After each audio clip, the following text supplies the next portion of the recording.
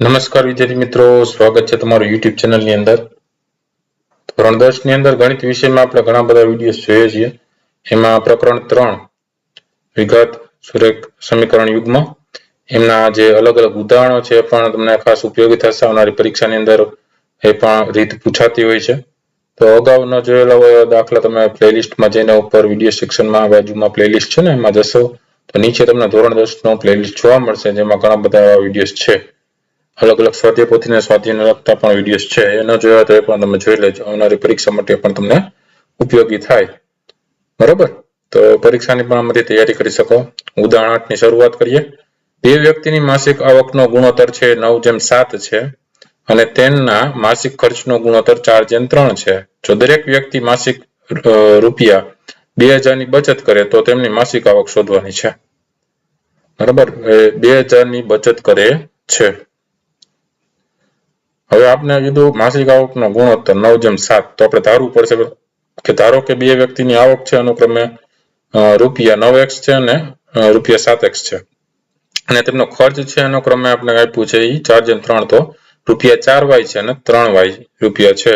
તો આ પરિસ્થિતિ દર્શાવતા સમીકરણ આપણે એ રીતે બનાવી શકીએ કે 9x - 4y.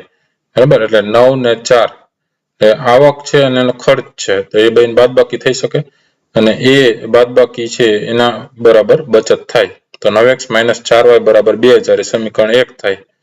અને 7x - 3y બરાબર રૂપિયા 2000 છે બચત કરે છે, એના બરાબર 2000 એ સમીકરણ નંબર 2 થાય. પહેલું સોપાન છે, પહેલું પગથિયું છે કે સમીકરણ 1 છે એમને 3 વડે આપણે ગુણી નાખીએ.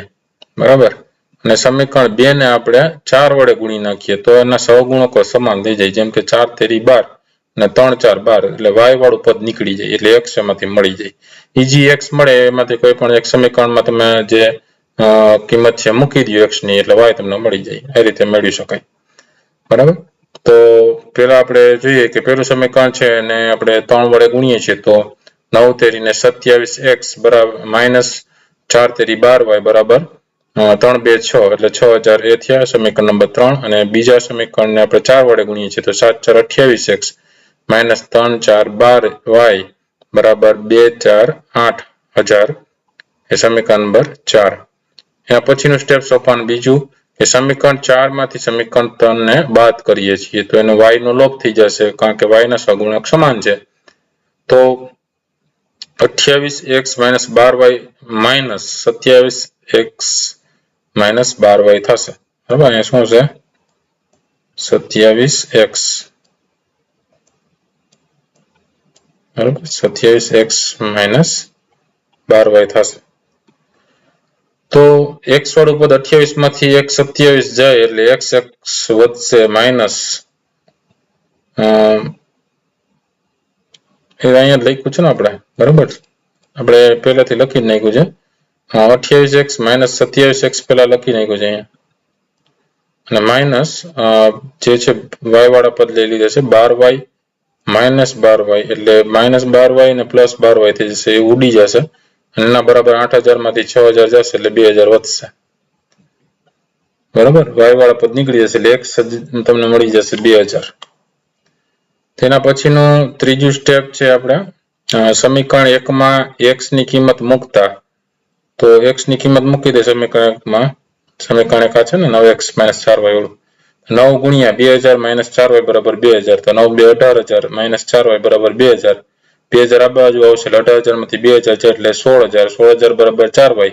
તો y ને કરતા બનાવો 4 છેદમાં જાય તો 16000 ભાગ્યા 4 એટલે y બરાબર થાય 4000. બરાબર, એટલે x ને y તમને મળી જાય. તેથી લખી શકાય કે સમીકરણોના ઉકેલ x બરાબર 2000 અને y બરાબર 4000 છે. તેથી બંને વ્યક્તિઓની માસિક આવકનો અનુક્રમે રૂપિયા 18000 છે અને રૂપિયા 14000 છે. એની ચકાસણી પણ તમે કરી શકો.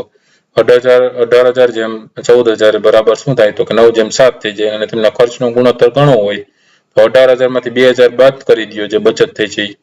બરાબર, તો 16000 આ થયા, અને આમાં 14000 માંથી 2000 બાદ કરી દો તો 12000 આ થયા. તો 16:12 એટલે થાય 4:3 તમને જવાબમાં મળી જશે. એટલે એ જે આપણે રકમ આપ્યું હતું એ રીતના 9:7 એના જે છે આવકનો અને ખર્ચનો 4:3 રકમ આપ્યો તો એ પાછો આવી જાય છે. એટલે આપણો જે જવાબ મળ્યો છે 18,000 અને 14,000 બંને વ્યક્તિ માટેનો એ આપણો સાચો છે એ ચકાસણી કરીને આપણે મેળવી શકીએ છીએ. ત્યાર પછી આવે છે ઉદાહરણ નંબર 9. નીચેના સુરેખ સમીકરણ યુગ્મના શક્ય ઉકેલ લોપની રીતનો ઉપયોગ કરીને શોધવાનો છે. તમને પહેલું સમીકરણ આપ્યું છે 2x + 3y = 8 અને બીજું સમીકરણ આપ્યું છે 4x + 6y = 7. તો પહેલું સ્ટેપ પહેલું સોપાન એ છે કે સમીકરણ 1 ને આપણે અને 2 ને કંઈક ગુણીએ જેથી કરીને 1 નો લોપ થઈ જાય. બરોબર? તો x ના સહગુણકો સમાન કરવા માટે સમીકરણ 1 ને 2 વડે ગુણી નાખીએ છીએ તો તમને મળશે 2 2 4x + 2 3 6y = 8 2 16. એ સમીકરણ નંબર 3 અને સમીકરણ 2 ને 1 વડે ગુણો તો 4x + 6y = 7 એમનું એમ જ રહેશે 1 વડે ગુણો એટલે એ સમીકરણ નંબર 4. આ રીતના બે સમીકરણ મળી ગયા. હવે સોપાન બીજું એટલે પગથિયું બીજું કે સમીકરણ 3 માંથી સમીકરણ 4 ને બાદ કરી દો તો 4x + 6y - 4x + 6y 16 માંથી 7 જાય. બરાબર? તો 4x પ્લસ ને માઇનસ છે એ કેન્સલ થઈ જશે બે. બરાબર? 4x વાળા અને 6y વાળા પ્લસ ને માઇનસ કેન્સલ થઈ જાય એટલે 0 = 9 આવશે. 16 માંથી 7 એટલે 9. તો 0 = 9 થાય. એનો મતલબ કે 0 છે એ 9 નથી. તો આ સત્ય વિધાન છે. તેથી આપણે લખવાનું કે સુરેખ સમીકરણ યુગ્મને કંઈ અહીંયા ઉકેલ મળતો નથી. ઉદાહરણ નંબર 10. બે અંકોની એક સંખ્યા અને તે સંખ્યાના અંકોની અદલાબદલી કરતા મળતી સંખ્યાનો સરવાળો 66 છે. જો તે સંખ્યાના અંકોનો તફાવત 2 હોય તો તે સંખ્યા શોધવાની છે અને આવી કેટલી સંખ્યાઓ છે એ મેળવવાની છે. તો જવાબ આપણે લખી શકીએ કે ધારો કે બે અંકોની પ્રથમ સંખ્યાના દશકનો અંક અને એકમનો અંક અનુક્રમે શું છે? x અને y છે. તેથી પ્રથમ સંખ્યાનું વિસ્તૃત સ્વરૂપ થાય 10x + y. ઉદાહરણ તરીકે 56 હોય તો 10x + y માં 10 × 5 કરો એટલે 50. 50 + 6 કરો એટલે 56 થઈ જાય ને. હવે જ્યારે આપણે અંકોની અદલાબદલી કરતા હોય એટલે x ની જગ્યાએ y આવી જાય અને y ની જગ્યાએ x આવી જાય તો x એ થઈ જાય એકમનો અંક અને y થઈ જાય દશકનો અંક. તો એનું સ્વરૂપ શું થઈ જાય? 10y + x થઈ જાય. એનું શું થઈ જાય? 10y + x. તો 56 નું શું થઈ જાય? 65. તો 65 છે 56 ની અદલાબદલી કરી તો 6 × 10 થાય એટલે 6 10 60 + 5 6 60 ને 5 65 થઈ ગયા ને. બરાબર? એ રીતે તો આપેલ શરત અનુસાર આપણી પાસે જે સમીકરણ છે બેનો સરવાળો કરીએ તો 66 મળે છે. આપણે રકમમાં કીધું છે બંનેનો સરવાળો 66 છે. તો 10x + y + 10y + x = 66 લખી શકીએ. તો 10x + y + 10y + x એટલે 11x અને 11y મળ્યા. તો 11 કોમન કાઢી લઈએ. બરાબર? અહીંયા 11 કોમન નીકળી જશે એટલે 11 કૌંસમાં x + y = 66 થઈ જશે. તો 11 છે છેદમાં જશે એટલે 66 ના છેદમાં 11 લખી શકીએ. 11 6 66 એટલે x + y તમને કેટલો મળશે? જવાબમાં 6 મળશે જેને આપણે સમીકરણ નંબર 1 કહીએ છીએ. તો આપણને આપેલ છે કે તે બે સંખ્યાનો અંકોનો તફાવત 2 છે. તો x - y પાછું આપી દીધું છે એના બરાબર 2. સમીકરણ નંબર 2. એને આપણે આવી રીતે લખી શકીએ y - x = 2. બરાબર? બે રીતે થઈ શકે. x - y = 2 હોય તો એમાં સમીકરણ 1 અને સમીકરણ 2 નો આપણે ઉકેલ મેળવીએ તો એમાં x = 4 મળશે અને y = 2 મળશે. તો આ સ્થિતિમાં આપણને માપેલ સંખ્યા 42 મળી. એ કઈ રીતે મળી? જો અહીં આપ્યું છે x = 2 - y એ આપણે કરતા બનાવીએ તો એ સમીકરણ આપણે જે છે 3 માં એમાં મૂકીએ તો y - 2 - y = 2 y - 2 + y = 2 એટલે 2y = 2 + 2 એટલે 2y = 4 તો y બરાબર તમને 2 મળ્યું. હવે y ની કિંમત 2 છે એમાં મૂકી દો x + y = 6 માં તો y ની જગ્યાએ 2 મૂકી દો તો 2 રાઈટ સાઈડ થાય 6 માંથી 2 જાય તો 4 તો x તમને મળી જાય 4. તો આ રીતે x 4 મળે y 2 મળે એટલે 4 ને 2 42. બરાબર? તો સંખ્યા શું મળશે? 42 મળશે. રેડી? ખ્યાલ આવે છે?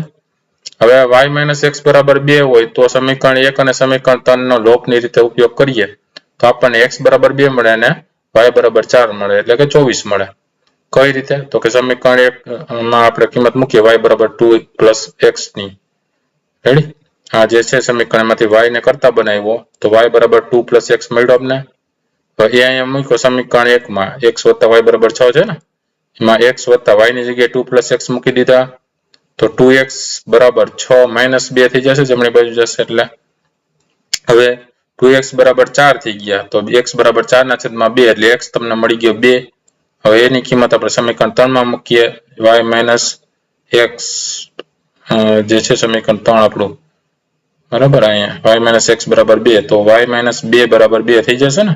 કારણ કે x ની કિંમત 2 મળી એમને તો y તમને થશે 2 + 2 એટલે 4 y તમને મળ્યો 4 અને x મળ્યો 2 તો આ સ્થિતિમાં માંગેલી સંખ્યા કઈ થાય 24 થાય શું થાય 24 તો આમ જવાબમાં લખી શકીએ કે આપણને બે સંખ્યાઓ મળી એક 42 મળી અને બીજી 24 છે જે માંગ્યા પ્રમાણેની સંખ્યા છે અહીં તમે ચકાસણી કરી શકો જેમ કે અહીં 42 + 24 કરો તો જવાબમાં 66 આવી જાય અને 4 - 2 કરો તો 2 આવી જાય તથા એમ પણ કરી શકો 24 + 42 = 66 આવે અને 4 - 2 = 2 મળે આ બે રીતે ચકાસણી કરીને જવાબ સાચો મળે છે તો આ અલગ અલગ ઉદાહરણો આવા પરીક્ષામાં ઘણા બધા ઉદાહરણો પણ પૂછાતા હોય છે વિડિયો ગમ્યો હોય તો લાઈક કરજો તમારા મિત્રોને પણ વિડિયો શેર કરજો સાથે ચેનલને સબસ્ક્રાઇબ ન કરી તો ચેનલને સબસ્ક્રાઇબ કરી લેજો ફરી પાછા નવા વિડિયો સાથે મળીએ ન જોયેલા વિડિયો જોતા રહેજો જ્ઞાનમાં દર કરતા રહેજો thank you very much and take care